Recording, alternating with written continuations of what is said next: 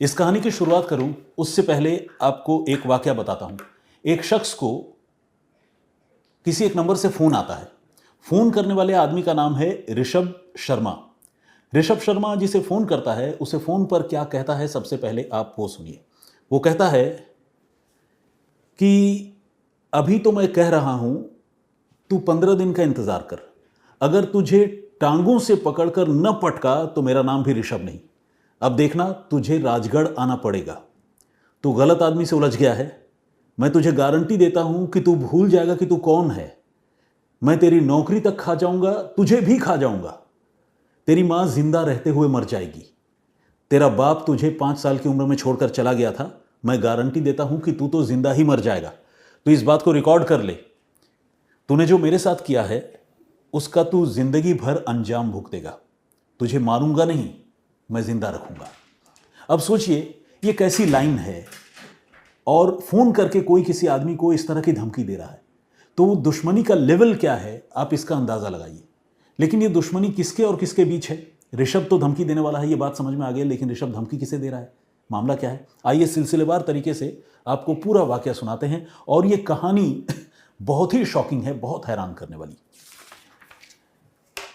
एक शख्स हैं जिनका मूल निवास है राजस्थान के अलवर में, अलवर के राजगढ़ में, और उनकी नौकरी है जयपुर में। जयपुर में वो एक बैंक में अच्छी पोस्ट पर तैनात हैं, अच्छे पोस्ट पर हैं, सेल्स हेड हैं। तो जयपुर में ही रहना होता है, क्योंकि अलवर और जयपुर रोज़ अप डाउन तो कर नहीं सकते, तो जयपुर में रहना होता है। बीच बीच में जयपुर से अलवर अपने घर आते हैं। परिवार में 2 बच्चे हैं, बीवी है, माँ है, तमाम लोग हैं। बीच बीच में अलवर वापस आते हैं और फिर अलवर से जयपुर भी जाते हैं। ये सिलसिला चलता रहता है। और जब वो जयपुर रहते हैं तो पत्नी और बच्चे भी कई बार अलवर से जयपुर जाते हैं। आप सबको पता है कि जो भी लोग इस तरह की फ्रीक्वेंट ट्रैवलिंग करते हैं वो कोशिश करते हैं कि अलग अलग टैक्सी ड्राइवर, अलग अलग गाड़ी वाले से वो कांटेक्ट ना करें, बल्कि किसी एक जानकार से, कोई एक ऐसा टैक्सी ड्राइवर जो उनकी छोटी मोटी नीड्स का ख्याल रखे, ऐसे किसी टैक्सी ड्राइवर से वो डील कर ले और जब भी ज़रूरत पड़े उसे फ़ोन कर ले। ये एक टाइप ऑफ कंपेटेबिलिटी है, यानी किसके साथ किसकी बनती है। तो ये जो बैंक मैनेजर साहब हैं और इनके परिवार के जो लोग हैं, इनके साथ ऋषभ शर्मा नाम की एक टैक्सी ड्राइवर की मुलाकात होती है। आज 2026 के शुरुआती महीनों में हम हैं और मुलाकात होती है 2025 के शुरुआती दिनों में। ऋषभ शर्मा एक टैक्सी ड्राइवर है। वो किसी ऐप के ज़रिए बातचीत होती है और उसे बुलाया जाता है अलवर से जयपुर जाने के लिए। इसके बाद जब जब जयपुर जाना होता है या अलवर वापस आना होता है, बैंक मैनेजर साहब ऋषभ को बुला लेते हैं। और जब भी बैंक मैनेजर साहब की पत्नी जो है वो जयपुर जाती हैं अपने पति से मिलने, तो वो भी ऋषभ को बुला लेती हैं। कुल मिलाकर ऋषभ जो है बहुत भरोसेमंद है और सब कुछ बढ़िया है। अभी कुछ समय पहले एक बार जयपुर से बैंक मैनेजर साहब जो है वो अलवर लौट रहे थे। उन्होंने हमेशा की तरह ऋषभ को फ़ोन किया। ऋषभ जयपुर में उनको पिक करने आ गया और अलवर वो वापस आने लगे।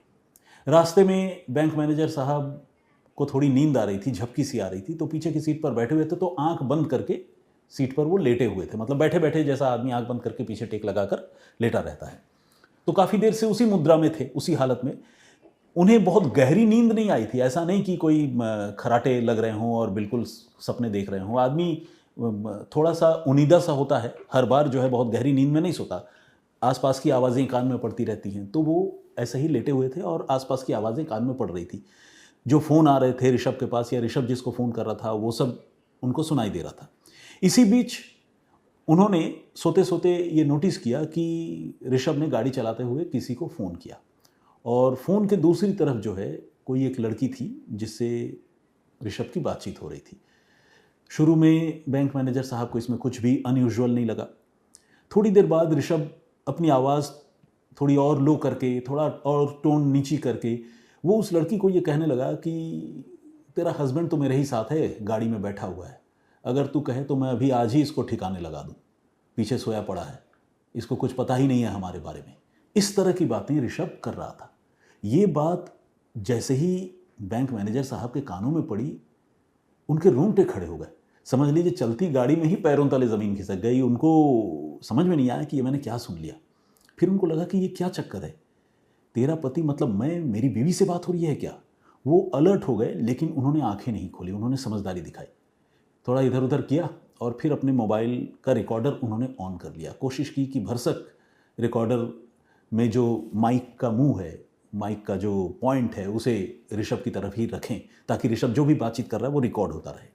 और ये सारी बातचीत, इसका एक बड़ा पोर्शन जो है वो उनकी मोबाइल में रिकॉर्ड भी हुआ चलती गाड़ी में।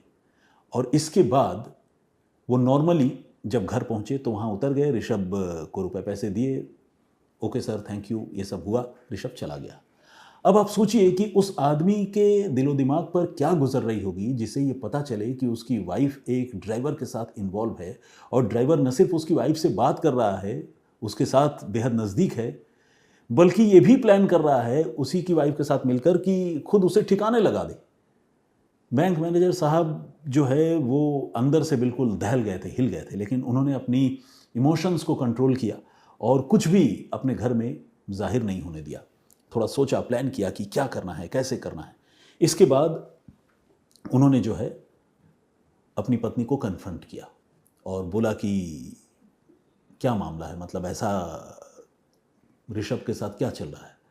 तो पहले तो उसने मना किया, लेकिन फिर जब ये मोबाइल की रिकॉर्डिंग उसकी पत्नी को इन्होंने सुनाया, अपनी पत्नी को, तो इसके बाद पत्नी जो है वो जाहिर है जब तक राज था तब तक राज था, जब राज खुल गया तो वो खुलकर सामने आ गई।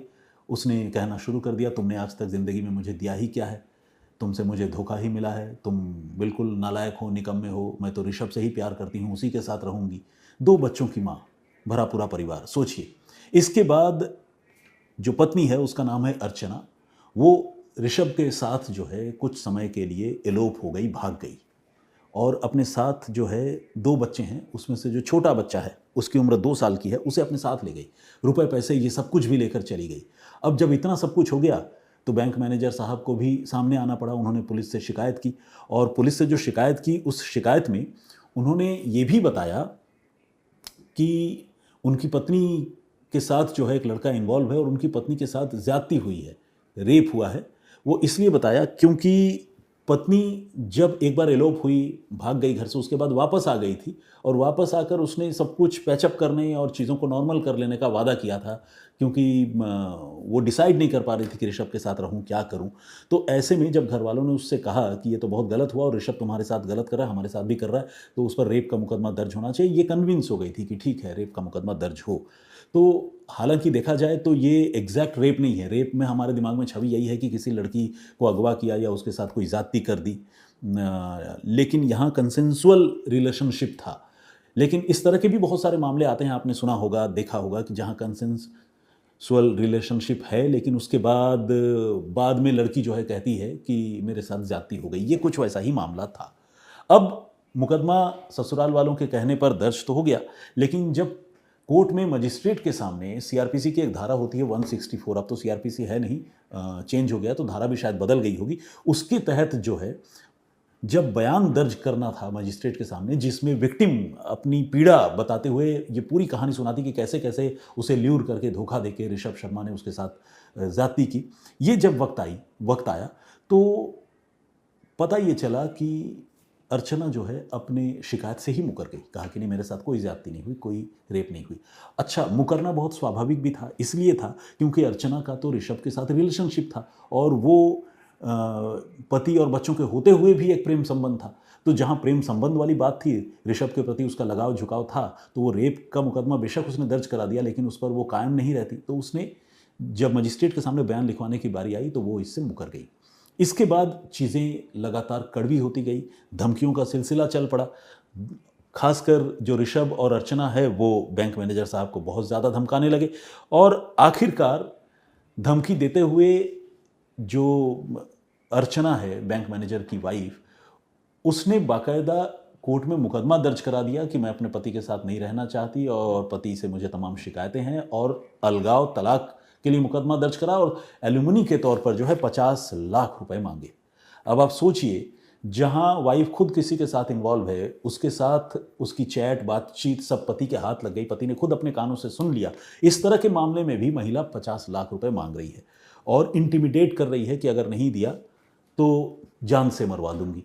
तो इन सारी चीज़ों की रोशनी में जब बैंक मैनेजर ने पुलिस में कंप्लेंट दर्ज कराई तो पुलिस ने जो है इन दोनों को गिरफ्तार कर लिया, यानी पत्नी को और प्रेमी को। लेकिन गिरफ्तार होने से पहले ऋषभ ने फ़ोन करके जिस तरह से बैंक मैनेजर को धमकाया, वो अपने आप में एक ख़तरनाक बात थी। और वही बात मैंने आपको इस पेशकश के शुरुआत में आप लोगों को सुनाई, जिसमें मैंने आपको बताया कि किस तरह से ऋषभ ने फ़ोन करके बैंक मैनेजर को धमकी दी और कहा कि मैं तुम्हें मारूंगा नहीं, बल्कि जीते जी तुम्हारी हालत ऐसी कर दूंगा कि तुम जीने लायक भी नहीं रहोगे।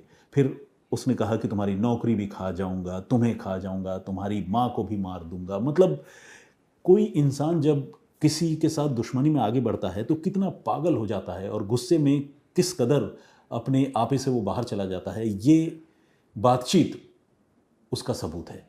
तो बहुत ही शॉकिंग स्टोरी है जिसमें एक पत्नी की पोल जो है एक चलती कार में तब खुल गई जब उस कार में बैठा ड्राइवर, उस कार को ड्राइव कर रहा ड्राइवर उस शख्स की पत्नी के साथ बात कर रहा था और उस शख्स ने सारी बातें सुन ली और उसे रिकॉर्ड कर ली। तो ये थी पूरी कहानी। थैंकफुली इस पूरे मामले में कोई ऐसा क्राइम नहीं हुआ है मर्डर जैसा या अटेम्प्ट टू मर्डर जैसा, लेकिन जिस तरह की बातें हो रही हैं इस मामले में पुलिस का इंटरवेंशन हो चुका है तो हम उम्मीद कर सकते हैं कि वो ऐसा कुछ कभी होगा नहीं। लेकिन जिस तरह का ये घटनाक्रम है वो बहुत ही शॉकिंग है और बहुत ही डरावना भी है। इस पूरे एपिसोड पर, इस पूरे घटनाक्रम पर आपका पॉइंट ऑफ व्यू क्या है, प्लीज़ हमें कमेंट करके ज़रूर बताइएगा। इससे पहले कि आज की इस पेशकश को ख़त्म करूं, जो प्रीवियस स्टोरी मैंने आप लोगों को सुनाई थी उस पर जो आप लोगों की राय है या आप लोगों ने उस पर जो कमेंट किए हैं, आइए कुछ कमेंट्स पढ़ता हूं। मैंने आपको बताया था कि सिर्फ मोमो के साथ खाई जाने वाली चटनी, वो लाल रंग की और वाइट कलर की एक कॉम्बिनेशन वाली चटनी होती है, उस चटनी की वजह से एक ब्लाइंड मर्डर का केस सॉल्व हुआ। कैसे सॉल्व हुआ, अगर आप उसे देखना सुनना चाहते हैं तो क्राइम तक के प्लेलिस्ट में जाकर सुप्रतिम से सुनिए, में आप उस स्टोरी को सुन सकते हैं। आइए कुछ कमेंट्स पढ़ते हैं जल्दी से। सुरेंद्र कुमार बिंद ने कमेंट किया है और उन्होंने कहा है कि अज्ञानता अपराध को जन्म देती है। अगर इंसान को अंजाम सही तरीके से पता हो जाए तो अपराध में कमी आए। मैं इस बात से सहमत नहीं हूं, क्योंकि बहुत सारे पढ़े लिखे समझदार लोग जो है वो अपराध करने का अंजाम जानते हैं। और मैं तो ये कह रहा हूँ सिर्फ पढ़ा लिखा होना ज़रूरी नहीं है। आपके हाथ में मोबाइल है, रील्स है, कई सारे लोग तो ये कहते हैं कि क्राइम तक की कहानी आप लोग सुनाते हैं, कहीं ऐसा तो नहीं कि इससे आइडिया मिलता हो। हम तो लोगों को बताते हैं कि भाई अगर आप अपराध करेंगे तो जेल जाएंगे, अंजाम कितना ख़राब होता है वो समझिए। लेकिन बहुत सारे टीवी सीरियल्स हैं और बहुत सारी ऐसी चीज़ें हैं जिसमें अपराध से जुड़ी बातें सामने आती हैं। लेकिन सारी चीज़ों का हासिल या क्रक्स यही है कि अगर जुर्म करोगे तो फंसोगे, क्राइम नेवर पेज। तो जब अलग अलग फोरम पे जुर्म के नुकसान बताए जा रहे हैं, इसके बाद भी इंसान जुर्म कर रहा है, तो इसे सिर्फ अज्ञानता नहीं कह सकते हैं सुरेंद्र जी। ये मेरा पॉइंट ऑफ व्यू है। असल में लोग अपने आप को ओवर स्मार्ट समझते हैं। उन्हें लगता है कि ठीक है, जो पकड़ा गया वो पकड़ा गया, मैं तो नहीं पकड़ा जाऊंगा। अब देखिए ना, अभी कुछ रोज़ पहले मध्य प्रदेश के धार में एक महिला ने अपने प्रेमी के साथ मिलकर अपने पति का घर में कत्ल करवा दिया। चाकू मारकर उसके पति की हत्या हुई और वो महिला ड्रामा करने लगी कि घर में लूटपाट हो गया, लुटेरे आए थे, लूट कर चले गए। वो ये सोच रही थी और उसके प्रेमी ये सोच रहे थे कि हमारा तो कुछ नहीं होना, हम कभी पकड़े नहीं जाएंगे, हम बहुत स्मार्ट हैं, हमने सारी चीज़ों का ख्याल रखा है। वो भूल गई। क्या आपको लगता नहीं है कि उसने राजा रघुवंशी वाली घटना की कहानी भी सुनी होगी? मध्य प्रदेश का तो हर आदमी राजा रघुवंशी केस से वाकिफ होगा। तो उस वाइफ को क्या ये समझ में नहीं आया कि अगर मैं भी इस तरह की हरकत करूंगी तो जिस तरह से राजा रघुवंशी के मामले का खुलासा हो गया, उसकी बीवी पकड़ी गई, मैं भी पकड़ी जाऊंगी। ये अपने घर में अपने पति का इसने कत्ल करवा दिया। तो सब कुछ जानते हुए, कॉन्सिक्वेंसेस के बारे में पता रहते हुए भी लोग अपराध करते हैं। महिपाल सिंह ने भी कमेंट किया है, बहुत बहुत स्वागत आपका। उन्होंने कहा है कि relationship is in danger nowadays. बिल्कुल आपने सही कहा। आज जो घटनाक्रम है वो भी आपने सुना, वो भी रिलेशनशिप की एक खतरनाक कहानी है। हर्षिता चतुर्वेदी ने कमेंट किया है, बहुत बहुत स्वागत आपका। और इसके अलावा मिस्टर अंशु ने कमेंट किया है। हर्षिता जी ने कहा है कि मेरे फॉर्मर कलीग की याद आ गई उनको, जिनके साथ मैं कभी प्रोग्राम यहाँ पेश किया करता था। योगेंद्र नाम जब मैंने लिया, लेकिन उनका नाम योगेंद्र नहीं बल्कि लोकेंद्र है, मैं आपको अगर रिमाइंड कर दूं। मिस्टर अंशु ने कमेंट किया है। होमी राय साहब का कमेंट है। राघवेंद्र तिवारी जी हैं, सुमेरा राठौर जी हैं, और पीके चंद्रा, रेखा बभोर, अशोका शुक्ला, अनिल शाक्य, दिनेश गुड्डू, दानिश गुड्डू, और इसके अलावा आदित्य तोमर। बहुत सारे और भी लोगों ने कमेंट्स किया है। सारे लोगों के नाम और कमेंट्स एक दिन में पढ़ना संभव नहीं है। आज थोड़ी वक्त की पाबंदी भी है। इजाज़त लेना चाहूँगा, फिर हाजिर होऊंगा किसी और कहानी, किसी और वाक़ये के साथ। तब तक अपना बहुत ख्याल रखिए, सुरक्षित रहिए। जय हिंद, जय भारत।